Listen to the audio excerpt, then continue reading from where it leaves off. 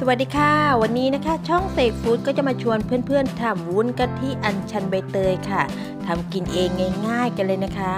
สูตรนี้นะคะวุ้นของเราก็จะไม่แยกออกจากกันค่ะแล้วก็วุ้นของเราก็จะไม่คายน้ำนะคะทำกินก็ง่ายทำขายก็ดีค่ะพร้อมแล้วนะคะเดี๋ยวเราก็จะไปดูวิธีทำกันเลยค่ะเดี๋ยวเรานะคะก็จะใช้น้ำเปล่าอยู่ที่500 ml นะคะ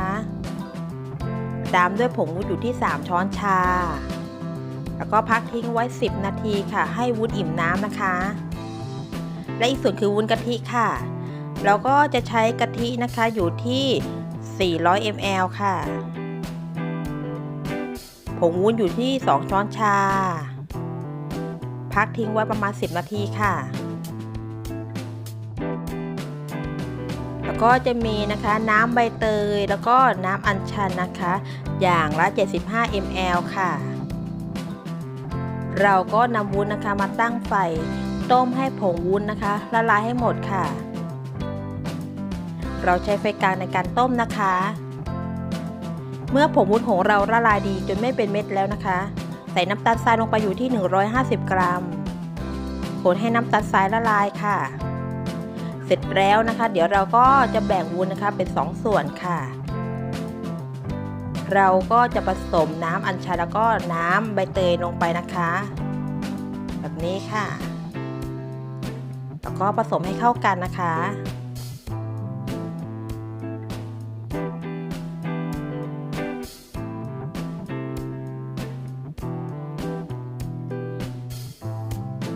ส่วนวุ้นใบเตยนะคะเราก็นำมาตั้งไฟค่ะ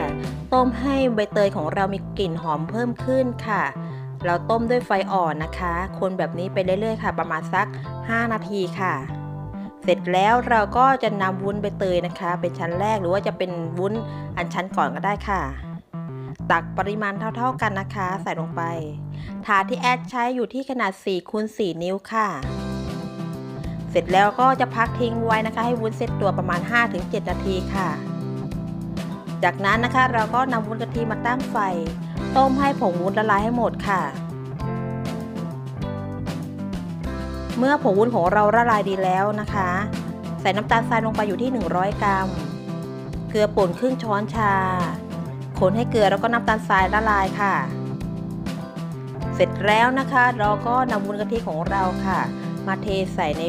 วุ้นใบเตยของเราเลยนะคะเราก็จะทำแบบนี้นะคะแต่ละชั้นค่ะแล้วก็พักทิ้งไว้ประมาณ 5-7 นาทีค่ะชั้นต่อไปเราก็จะนำวุ้นอัญชันของเรานะคะใส่ลงไปค่ะ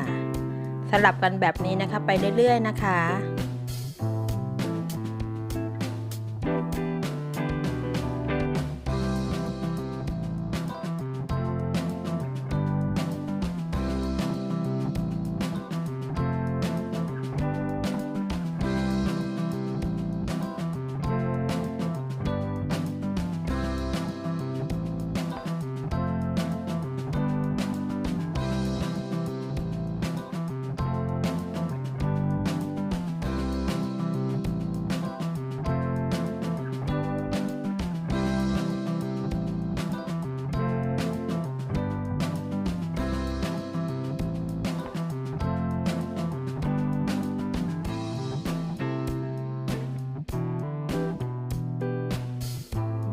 พอเราเทวุ้นชั้นสุดท้ายนะคะเราก็พักทิ้งไว้ประมาณ 1-2 ชั่วโมงค่ะ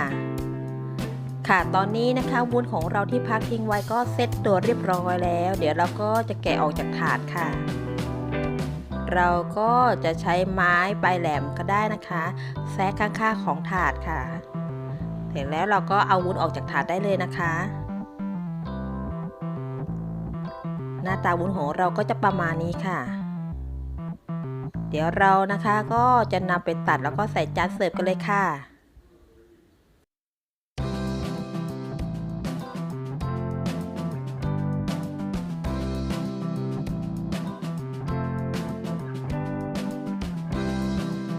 เดี๋ยวเราก็จะให้ดูวุ้นของเรานะคะชั้นก็จะไม่แยกออกจากกันค่ะส่วนตัววุ้นของเรานะคะก็จะไม่คายน้ำค่ะทำกินเองง่ายๆกันเลยนะคะรสชาติค่ะหอมหวานมันอร่อยมากๆเลยค่ะท ำกินก็ง่ายทำขายก็ดีนะคะนำไปแช่ตู้เย็นไว้นะคะแล้วก็นำมาทานเย็นชื่นใจมากเลยค่ะเหมาะกับฤดูร้อนมากเลยแบบนี้นะคะโอเคค่ะถ้าเพื่อนๆชอบคลิปนี้นะคะก็ฝากกดไลค์กดแชร์กด Subscribe กดกระดิ่งให้ช่องเสกฟู้ดด้วยนะคะแล้วกลับมาเจอกันใหม่ในคลิปหน้าสวัสดีค่ะ